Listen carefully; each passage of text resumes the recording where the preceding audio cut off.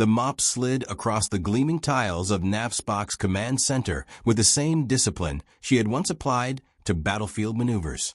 Zephyra Reeve worked in silence, her strokes steady, efficient, each line overlapping like a soldier's drill. The scent of disinfectant clung to her uniform, the kind issued to maintenance staff. Shapeless, blue, unmarked. To most who passed by, she was invisible. That was the point. Morning sunlight streamed through reinforced glass, scattering against metal consoles, and dust motes drifting in the air. They danced in the beams like tiny signals, patterns only someone willing to watch would notice. Zephyra had spent 2 years watching, always present, never acknowledged. The scar running across her cheek tingled, a faint reminder of the day everything had ended. She didn't need to look up to know who had entered. The sound of boots striking polished steel with unwavering rhythm, the faint catch of a limp, and the subtle shift of junior officers scrambling aside. Admiral Thaddeus Blackwood, the man who had signed the papers that stripped her of her rank, her reputation, and her identity. Zephyra kept her eyes on the floor, her body stilled, her mop poised mid-sweep. Only her gaze shifted, following his reflection in the polished tiles. The Admiral's eyes flickered toward her. Recognition, discomfort, then, as always, dismissal. "Sir, the Abyssal Light briefing begins in 10 minutes, said a young lieutenant at his side. Tablet clutched to his chest. "Is Captain Calloway prepared?" Blackwood's voice was gravel-worn into authority. "Yes, sir. All department heads are assembled." Zephyra's movement slowed, careful not to betray interest. Abyssal Light. She let the name settle in her mind as she resumed her strokes. "And the latest from the station?" Blackwood asked, lowering his tone. "Last transmission was 36 hours ago. Dr. Niara's emergency beacon activated shortly after comms went dark." Zephyra faltered for just a heartbeat. Niara, her teammate, the one who had testified on her behalf, who had believed in her when no one else would. Whispers carried across the cavernous hall as 2 junior officers passed nearby. "That's her," one hissed. "The one who got her team killed in the Gulf. Hard to believe she was ever a commander. Decorated, too. Cracked under pressure, gave away their position." Zephyra gripped the mop handle tighter. Her knuckles whitened, but her face remained carved from stone. She had learned long ago that invisibility was the best armor. Captain River Calloway burst from a side corridor, arms stacked with folders marked by crimson stripes. Classified. He moved too fast. Paper slipped, scattering across her freshly cleaned floor. "Damn it," he muttered, dropping to gather them. Without hesitation, Zephyra knelt, her movements precise. She stacked the folders in their original order before handing them back. For the briefest instant, their hands brushed. Their eyes met. Recognition flickered across Calloway's face, followed by something harder to name. Regret, perhaps. "Thank you," he said stiffly. "Commander Calloway," she replied, her voice neutral, already turning back to her mop. His mouth parted as if to say more, but he stopped himself. He gathered the folders and disappeared into the briefing room. Zephyra drifted closer, working along the wall near the door. Reflections in the glass partitions gave her a clear view of the holographic schematics displayed inside. Abyssal Light, a deep-sea extraction mission. Depth 9,000 feet. The diagrams showed submersibles tethered to a station on the ocean floor. She recognized the framework. She had helped design it during her years in naval special projects. Her gaze narrowed at one modification to the stabilizer systems. Did they account for the change? The doors slid shut, locking her out. She was just a janitor. But minutes later, in the adjacent monitoring room, the same briefing streamed across screens. No one looked at her as she emptied trash bins. No one ever did. Admiral Blackwood's voice filled the air. Operation Abyssal Light represents the most significant deep-sea extraction in naval history. $100 million invested. 47 scientists and engineers trapped with dwindling oxygen, and research that could redefine naval warfare. Zephyra paused mid-step. Technical Officer Lysander Rhee took over, voice measured. "The SCIR protocol will initiate the emergency ascent sequence. Once the quantum stabilizers engage, we'll have 3 minutes and 42 seconds before pressure differentials trigger emergency lockdown. Zapira frowned. Something wasn't right. She remembered seeing an update notice on the system during one of her night shifts. The handshake sequence had changed. Ree was quoting an outdated configuration. If they launched with those parameters, the floor vibrated as alarms blared. Scarlet lights washed across the command center. Screens turned red with cascading error messages. "Sir, we're losing primary control." Ree shouted over the chaos. "Backup systems are failing." Zapira stepped closer to the doorway, watching the countdown clock appear. 3 o'clock until catastrophic failure. Blackwood barked orders. Officers scrambled, shouting over one another. Panic threaded through the air. "The stabilizers are rejecting initialization," Ree cried. "We tested yesterday." "Bypass," Blackwood demanded. "Impossible. The SER is hard-coded." Zapira's heartbeat quickened. She knew exactly what had happened. The system had been updated, but no one had adjusted the mission parameters. She slipped her mop back into the cart and started moving. For 2 years she had hidden, survived by being unseen. But 47 lives were about to vanish, Niara among them. The service door at the back was unguarded. She slipped in, unnoticed, until a young ensign spotted her. "Hey, you can't be in here." Heads turned. Recognition spread. Confusion, anger, disbelief. Zapira straightened, no longer the invisible janitor. Her voice, when she spoke, carried the sharp edge of command. "Your initialization sequence is corrupted. The SER update went live at 0200. You're using outdated parameters." The room stilled. The countdown glared from the screen. 1:45. "Who the hell are you?" Ree began. "Let her speak," Calloway cut in, his eyes locked on her. Zapira moved to the console. 2 guards stepped forward, but Calloway stopped them. "Stand down." Her fingers flew across the keys, old muscle memory snapping awake. Code streamed across the screens, lines only she could command. "The stabilizers need manual recalibration." The update shifted the handshake protocol. "I wrote the original SER. This is my system." Blackwood's voice rumbled, disbelief edged with fear. "How do you know this?" "Because I built it, Admiral." 1:20. No one spoke.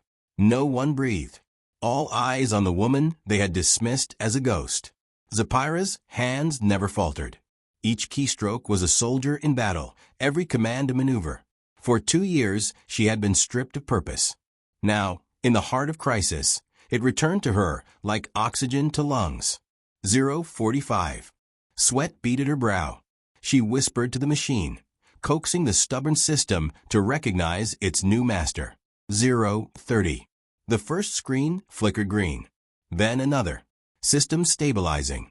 0:15, 0:14. 0:13. "Come on," she whispered. 0:07, 0:06.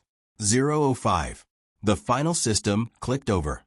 The countdown froze at 0:03. Every alarm silenced. Every screen turned green. The room went quiet. Dozens of eyes fixed on the woman who had just saved a $100 million operation and 47 lives. Zapira stepped back from the console, breathing hard. For 2 years, she had been invisible.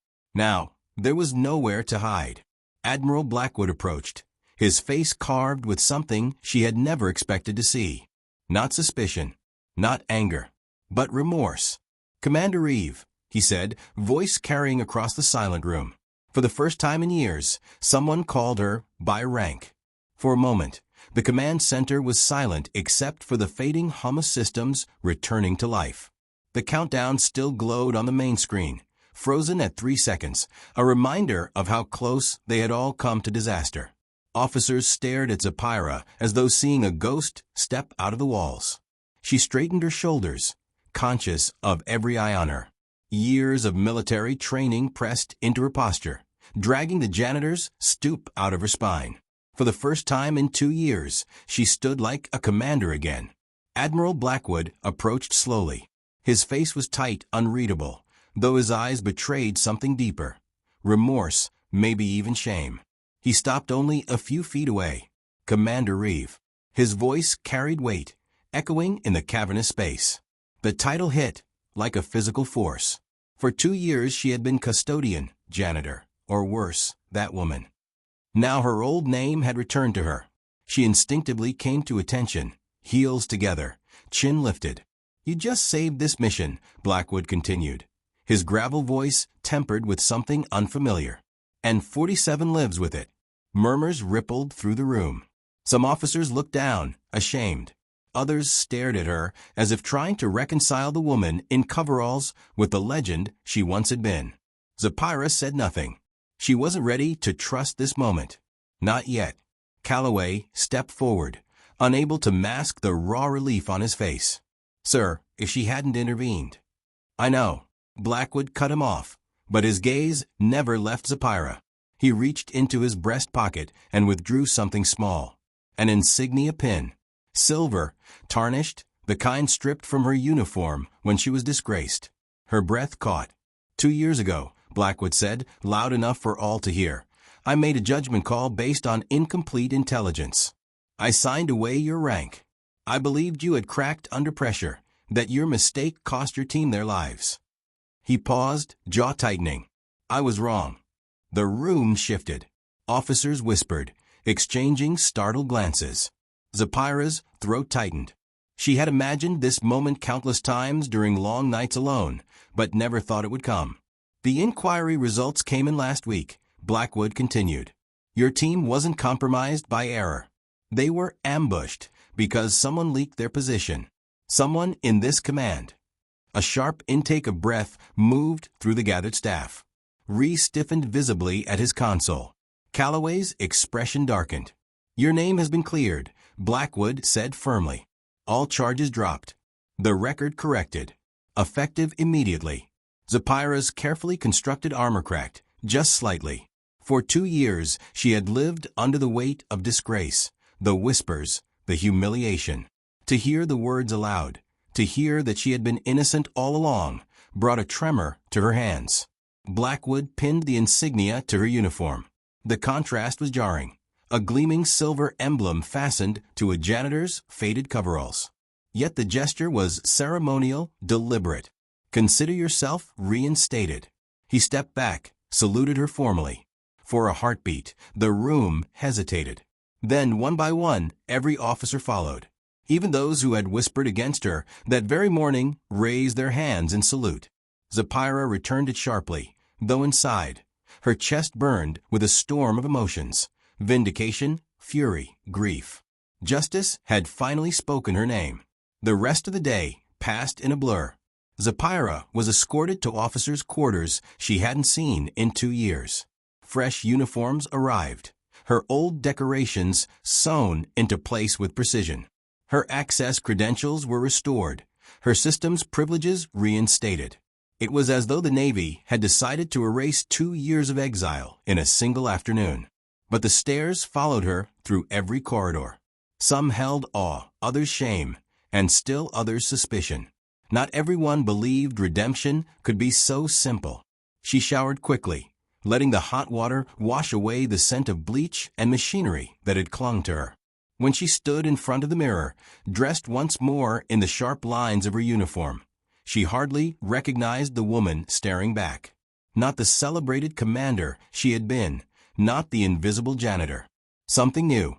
Someone forged in humiliation and tempered in silence. A knock at the door broke her thoughts. "Enter." Captain Calloway stood in the doorway, a thick folder in hand. "The mission briefing," he said, extending it toward her. "Admiral Blackwood wants you in the tactical session in 30 minutes. She took it without a word. Calloway lingered. "I owe you an apology," he said finally. His voice was quiet, but steady. Zapira looked at him evenly. "Yes, you do." He flinched but nodded. "I should have fought harder. When the board blamed you, when the reports didn't add up, I stayed silent." Her eyes narrowed. "Because it was easier." "Yes." For a moment, silence stretched between them. Then she said, "Not all of us have the luxury of silence, Captain." He bowed his head. "For what it's worth, not everyone believed you failed. But evidence was classified, testimonies sealed. And it was easier to let one officer take the fall than admit someone in command had betrayed us. Zapira closed the folder. Then you understand why I don't forgive easily. Calloway met her gaze. I don't expect you to. But I'll follow your lead, Commander. You've earned that right. 30 minutes later, Zapira entered the tactical planning room. Conversation faltered as every officer turned to look at her. Blackwood stood at the head of the table. Commander Reeve will be leading the extraction team, he announced without ceremony. Her expertise with the SCIR protocol makes her our best chance at success. Zapira scanned the room. Skepticism on some faces, grudging respect on others. She spoke before anyone could challenge. 2 years ago, I was accused of losing a team. Today, you've been told that accusation was false. But trust isn't rebuilt with words. She paused, letting the weight of silence settle. I don't need your trust. Not yet. What I need is your cooperation. 47 lives depend on it, including Dr. Niara, the woman who uncovered the truth that cleared my name. Recognition flickered across several faces. Niara was well known, respected. Mentioning her brought the room to attention. Zapira leaned over the holographic display of the deep-sea station. When this mission is over, you can decide whether I've earned your trust. Until then, professionalism is not optional. The officers straightened. Blackwood gave the faintest nod. Now, Zapira said, commanding the display to rotate. The station spun above the table in a luminous model. Let's bring our people home. Later, when the briefing had concluded, Blackwood gestured for her to remain. The others filed out, leaving them alone in the dim glow of the tactical screens. The Admiral activated a secure barrier, scrambling audio and sweeping the room for surveillance. When satisfied, he spoke quietly. There are things about this mission I couldn't share with the others. Zapira folded her arms. Go on. Niara wasn't only investigating the station. She was investigating the attack that destroyed your team. Her jaw tightened. And she found evidence suggesting a coordinated effort to suppress certain research projects. Projects tied to advanced technologies the Navy was developing. The ambush wasn't random. Someone wanted you silenced. Zapira's pulse quickened. And I was the perfect scapegoat. First female SEAL commander. Easy to brand as unstable. Blackwood's face darkened. The evidence was damning, falsified, we now know. Logs, telemetry, even your psych evaluation. All tampered with. Zapira absorbed the words in silence. For 2 years, she had thought herself abandoned. To learn it had been sabotage made her fists clench. Niara uncovered the truth, Blackwood continued. But she also found something else. The station wasn't just studying microorganisms. They discovered anomalies. Sonar signatures, unlike anything we've ever recorded. Material not of known origin. Zapira's breath caught. You're saying? I'm saying this mission isn't only about rescue. It's about containing whatever they found before others reach it. And we're not the only ones aware of it. He slid a small, encrypted drive across the table. Everything we know is on here. Trust no one outside your team. Zapira took the drive, its weight far heavier than its size. Commander, Blackwood said, meeting her eyes, this mission may save lives. But it may also uncover truths some in our own command would rather keep buried. Zapira pocketed the drive. Then we dig them up. That night, as she prepared her gear, she thought of the scar on her cheek, of Niara's voice cutting through silence, of the whispers that had followed her for 2 years. She had been cast aside, made invisible. But tomorrow she would descend into the abyss, not as a janitor, not even as the disgraced commander of old. Tomorrow she would return as something sharper, something forged. And this time she would not be silenced. Zapira didn't sleep that night. Sleep had become a fragile thing in the years since the tribunal, always fragmented, always chased by memories of gunfire in the Persian Gulf. Tonight, rest was impossible. Her reinstatement wasn't freedom, not yet. It was a reminder that the ground beneath her feet was unstable. Trust had been revoked once before. What was to stop it from happening again? She sat at the desk in her quarters. The small, encrypted drive Admiral Blackwood had pressed into her palm, resting before her. Its smooth casing gleamed faintly under the lamplight. Inside was everything the Navy didn't want spoken aloud: classified anomalies, sabotage, evidence of betrayal, and perhaps the reason her team had died. Zapira exhaled slowly, then slotted the drive into her terminal. The screen came alive with secured files. Reports scrolled past. Sonar logs showing strange acoustic patterns beneath the ocean floor. Material samples with molecular structures no metallurgist could identify. Transmissions with gaps, anomalies, scrambled signals where no interference should have existed. Her eyes narrowed. These weren't mistakes. Someone had deliberately altered and suppressed findings. A red flag pulsed in the corner of the file tree. Unverified source, Dr. Niara Eand. Zapira clicked it open. Niara's voice filled the room, faint through static, but steady. Zapira, if you're hearing this, it means I found proof. The ambush wasn't your fault. I traced the leak. Communications were rerouted through channels that only High Command could authorize. Someone wanted your team gone. Someone in our own house. But that's not the only danger. The station isn't what it seems. We've made contact with something alive. If they bury me, remember, it isn't technology. It's communication. The file ended abruptly.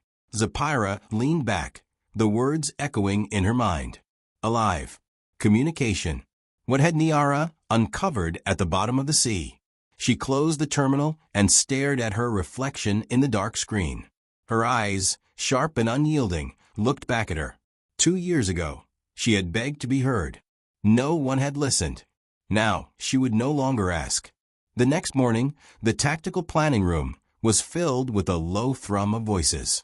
Officers gathered around the holographic display of the deep-sea station, its sphere-like modules rotating above the table.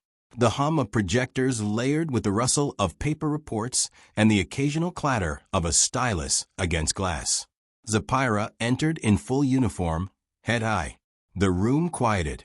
Eyes followed her, some wary, others respectful, others openly skeptical. It didn't matter. She wasn't here to win their approval. Admiral Blackwood gestured for her to take the floor.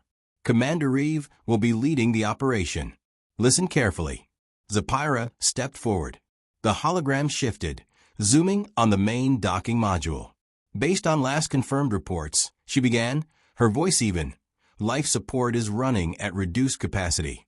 Survivors may have attempted power rationing, but current oxygen projections give us less than 4 hours after arrival to complete extraction. Her hand traced paths through the display. Alpha Team secures research data. Beta Team extracts personnel. Gamma Team handles stabilizer recalibration for ascent. I'll personally oversee Gamma. The SCIR protocol must be corrected on site before we attempt evacuation. Lieutenant Commander Reeve raised a hand, his expression taut.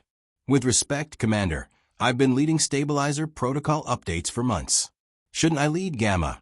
Zapira held his gaze. You'll be my second. Familiarity with current logs is valuable, but the SCR system is mine. I built it. That makes me the one best suited to fix it under pressure. A faint stir moved through the officers.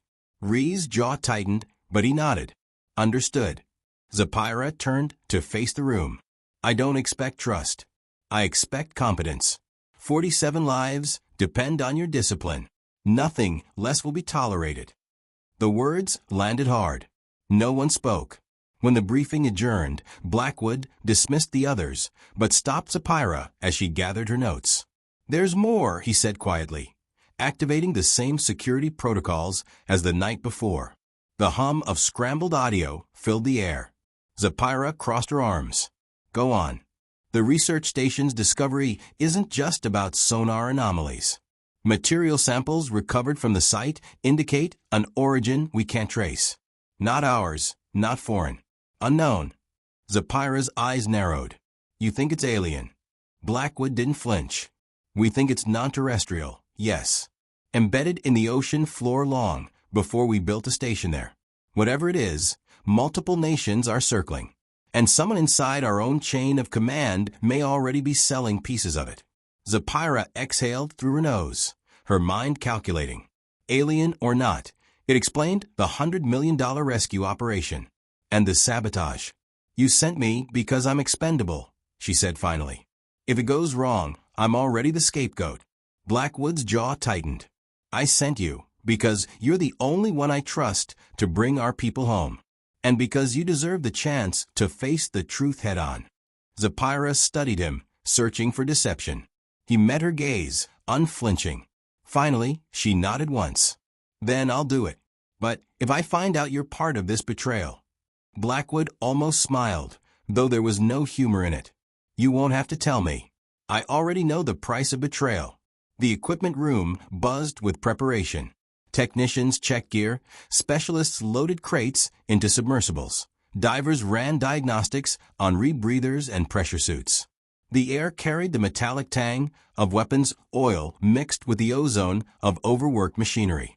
Zapira moved methodically through the rows, inspecting gear.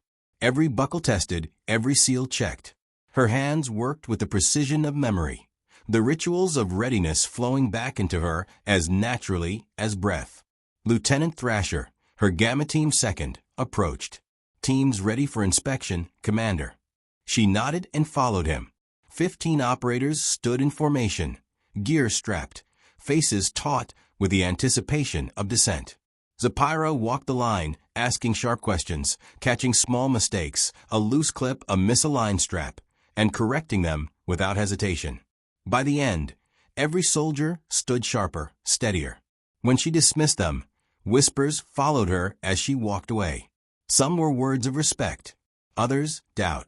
She ignored them all. Calloway intercepted her near the launch bay, a tablet in hand. Commander. Final updates from intelligence. He hesitated, then lowered his voice. Some of the crew have doubts about Ree. He pushed hard to be assigned to this mission. Too hard. And he's been making encrypted transmissions off-channel. Zapira kept her expression neutral. You've been watching him. After what happened to your team, Calloway said simply, some of us pay closer attention now. Zapira considered. Ree was competent, but his ambition ran hot. Too hot. Blackwood had said the leak was inside the command structure. Could Ree be part of it? Keep eyes on him, she ordered quietly. Don't confront him. If he's compromised, I want proof before we act. Calloway nodded. As the sun dipped low over the ocean, Zapira stood on the helipad, wind whipping her uniform, watching the submersibles being lowered into position.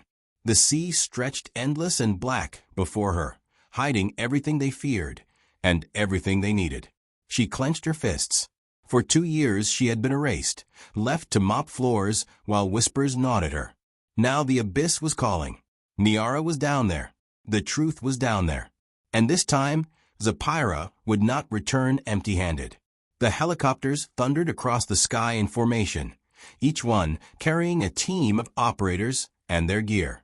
Zapira sat in the lead bird, strapped into her seat, helmet resting in her lap. The steady vibration through the metal frame reminded her of insertion flights from another life, before disgrace, before exile. She kept her face calm, but inside she wrestled with a storm, anticipation, suspicion, and the old iron discipline of a commander. Across from her, Lieutenant Commander Ree studied a tablet, lips pressed tight. He avoided her gaze, though his posture carried defiance. He hadn't liked being made her second on Gamma. Good. Discomfort kept people sharp. Captain Calloway, seated beside him, met her eyes briefly. His expression was unreadable, but the flicker of acknowledgement told her he hadn't forgotten her order to keep watch. The comm crackled in her ear. Approaching LZ. Naval vessel in visual range. Zapira turned her head. Below them, steel decks glistened with floodlights, waves crashing against the massive ship's hull. Crews scurried across the deck like ants, preparing for the descent. The vessel was bristling with antennae, cranes, and specialized launch rigs. It was a machine built for one purpose, to pull something out of the abyss. The helicopters descended in unison, landing hard against the pads. As Zapira stepped out, salty wind whipped her hair across her face. Captain Veracito, the vessel's commanding officer, approached with brisk precision. "Commander Reeve," she said, offering a salute.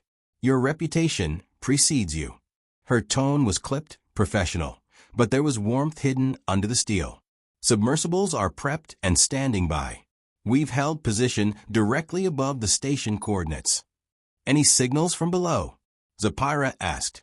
Faint energy readings consistent with emergency systems, but no response to calm attempts. Zapira nodded. "Then we proceed dark." The submersible bay roared with activity. Technicians ran final checks on 3 specialized vessels, their reinforced hulls gleaming under. Work lights. These weren't submarines. They were deep-sea bullets designed to plunge 9,000 feet under crushing pressure and survive. Zapira gathered her team leaders around the holographic display in the bay.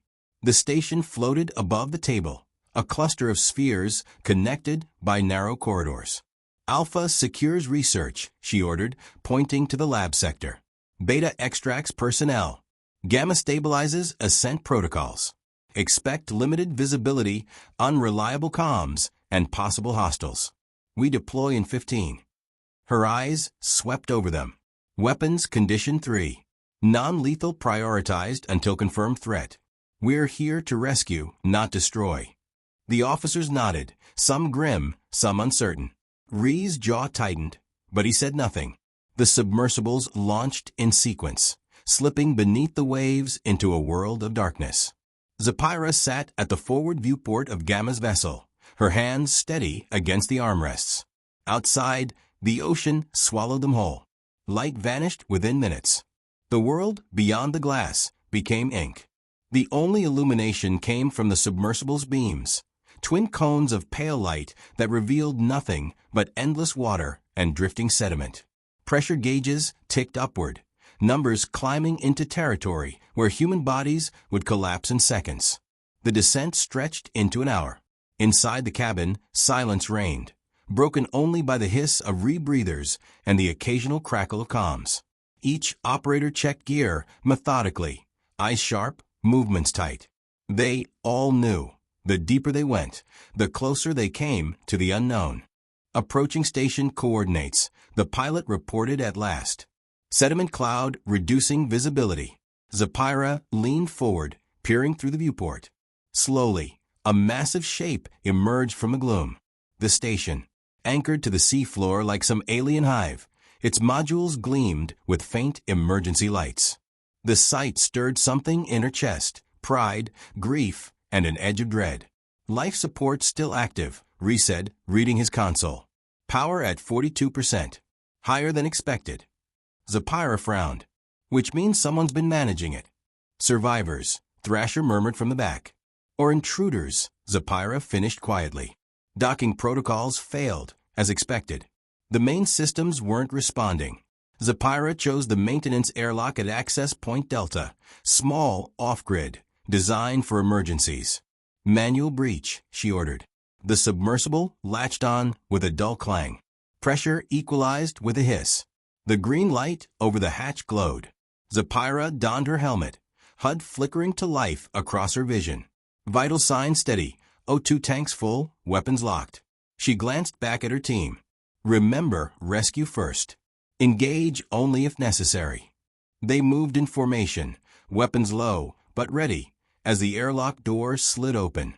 A dim maintenance corridor stretched ahead, walls slick with condensation, lit only by emergency strips glowing pale blue.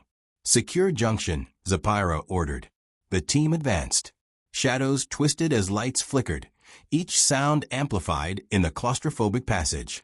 Zapira's instincts sharpened. This wasn't a dead station. It was alive with silence, the kind that hides threats. At the central hub, the structure opened into a massive sphere. Catwalks crisscrossed above and below, machinery humming faintly at the core. The quantum stabilizers, the spine of the station. "Perimeter secure," Thrasher reported. Zapira and Ree approached the central console. Screens glowed weakly, systems in standby.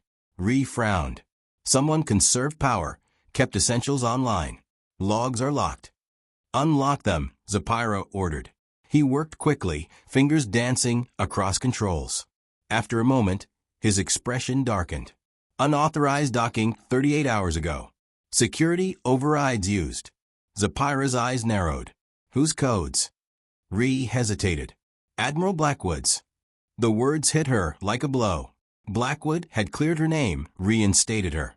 But his override codes had been used to compromise the station. Could he be part of the conspiracy, or just another victim? Before she could press, her comm crackled.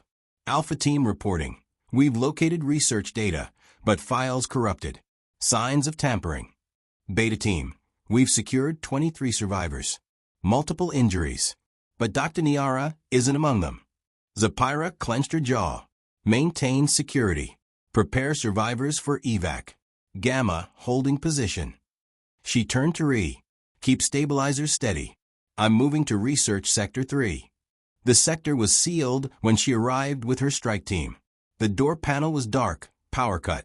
Manual override, she ordered. Thrasher worked the mechanism, sparks spitting as circuits whined. The door slid open, revealing chaos. Tables overturned, equipment shattered. Symbols scrawled across the walls in frantic strokes. And in the center, hunched over a console, a woman in a naval research uniform. Naval Special Operations, Zapira called. Identify yourself. The woman turned. Zapira froze. It was Niara. Her eyes were wide, haunted. Recognition flared, and something else. Fear. Commander Reeve, she whispered. You shouldn't have come. Relief swept through Zapira, tempered by the chill in Niara's voice. She stepped forward. We're here to extract you. And the others. Niara shook her head sharply. Her hands hovered protectively over the console. You don't understand. The research, it isn't what they told you. It isn't technology. It's alive. The room stilled. Zapira's team exchanged wary glances, weapons shifting uneasily. Zapira's voice was low, controlled. Explain. Niara swallowed, eyes darting to the walls, to the symbols. The acoustic phenomenon. The one we thought was sonar? It's not noise. It's communication. Something down here has been speaking, waiting. And some of us, her voice cracked. Some of us started listening. Zapira's chest tightened. Listening, how? Niara's gaze met hers, raw and haunted. With our minds. Niara's words hung in the air like a shadow. Zapira studied her old comrade, searching her face for cracks of sanity. But what she found was worse. Conviction. Niara believed every syllable she had spoken. Alive. Zapira asked, her voice measured. Niara nodded, trembling. It's older than us. Older than the ocean itself. We thought it was a buried artifact, some lost technology. But when the station made contact, it answered. Patterns, frequencies, images. It's been shaping thoughts. Some of the crew, she hesitated. Some of us began to hear it, even without the instruments. Zapira's gut tightened. And you listened. I had to, Niara said. It's not hostile. It's reaching out, trying to teach us. Zapira's team shifted uneasily, fingers flexing near their weapons. The symbols scrawled on the walls seemed to pulse in the emergency lights, as if alive themselves. Before Zapira could respond, her comm crackled. Commander. Beta Team, we've got movement in the lower modules. Hull breaches. Unknown hostiles inside the station. Survivors panicking. Zapira's pulse spiked. Maintain control. Secure survivors. Gamma moving to stabilizers. She grabbed Niara's arm. You're coming with me. Niara resisted, eyes burning. If you remove me, the message dies. The seed dies. The seed. Zapira demanded. Niara's voice lowered, reverent. That's what it calls itself. A seed waiting to grow. Zapira's stomach turned cold. They moved fast through the corridors, Niara in tow, shadows shifting behind every corner. Distant metal groaned as if the station itself were protesting. The stabilizers thrummed louder now, a pulse beneath their feet. Ree's voice broke through the comm commander. We've got a problem. Stabilizer controls just locked me out. Someone overrode my access. Zapira cursed under her breath. Keep it steady. I'm en route. They reached the hub to find chaos. Console lights strobed red, alarms blared, and Ree was slamming his fists against unresponsive controls. What happened? Zapira demanded. Ree turned, sweat glistening on his forehead. Someone's engaged collapse sequence. The station's sinking into the trench. Zapira shoved Niara forward. Fix it. Niara shook her head. It's not sabotage. It's awakening. The seed wants us to descend, to reach its core. Zapira snapped. People are going to die. Niara's voice trembled. Maybe that's the price of becoming more than human. Zapira's blood ran cold. The conviction in Niara's eyes wasn't madness. It was faith. They worked side by side, sweat dripping, hands flying over manual relays. Sparks scorched their gloves as they rerouted power, forcing circuits open. For a moment, it worked. Numbers stabilized, descent slowed. Hope flickered. Then the power grid surged, systems screaming, and the main stabilizer core erupted in a flash of light. Zapira hit the deck hard. Ears ringing, vision blurred. She blinked through the haze to see Ree slumped against a console, blood streaking his temple. Niara stood untouched, staring at the stabilizer as if it were holy fire. Her lips moved in silent prayer. Zapira forced herself up, rage boiling. You did this. Niara turned slowly. No, Commander. I answered. The seed chose me. Zapira raised her weapon. For the first time in years, her hand shook. Not from fear, but from the weight of choice. Before she could pull the trigger, a deafening groan echoed through the station. The hub split down the center, metal tearing like paper. Water exploded inward, flooding corridors with crushing force. Move! Zapira screamed. Her team scrambled, dragging Ree's limp body, fighting the surge of black water. Zapira grabbed Niara by the collar, forcing her toward the emergency pods. The station convulsed as if in its death throes, alarms wailing, bulkheads collapsing. The seed's voice, if it was real, seemed to hum through the walls, a deep vibration that rattled bone. They reached the pod bay, only to find half the capsules crumpled or destroyed. 2 remained intact. Not enough. Zapira shoved her team toward one. Get Ree out of here. That's an order. Thrasher's eyes widened. Commander. Now, she barked. They obeyed, hauling Ree inside. The hatch sealed, engines primed, and in seconds the pod shot upward, disappearing into the abyss above. Zapira turned to Niara. The scientist stood motionless, staring at the last pod as if it were a coffin. You're coming with me, Zapira said. Niara shook her head. If I leave, the seed loses its voice. It needs me. Zapira's chest heaved. You'll die down here. Niara smiled faintly, almost serene. Maybe that's what it wants. The walls shrieked as water surged closer. Zapira didn't have time to argue. With a guttural shout, she tackled Niara into the pod and slammed the hatch shut. The launch sequence engaged instantly. The capsule shuddered, then rocketed upward, pressure squeezing like a fist.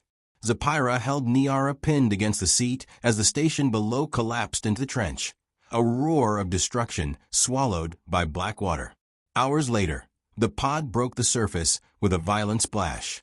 Sunlight blinded them after so long in the abyss.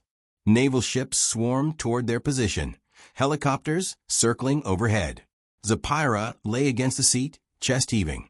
Niara sat across from her, eyes glazed, whispering words too soft to hear. The hatch cracked open, daylight pouring in. Medics pulled them out, voices shouting, hands steady. Zapira stumbled onto the deck, collapsing to her knees. Salt spray stung her face, but she welcomed it. She was alive. A medic pressed a hand to her shoulder. Commander, we'll get you debriefed. Survivors are already aboard. Zapira barely heard him. Her eyes searched the horizon, her mind replaying the abyss, the seed's hum. She had saved lives, but the truth remained buried in the trench. Niara was led away, still murmuring, still clutching the memory of the seed. Zapira clenched her fists. The ocean was wide, deep, endless. Whatever had awakened down there wasn't gone. It was waiting, and she knew, with grim certainty, that this was only the beginning.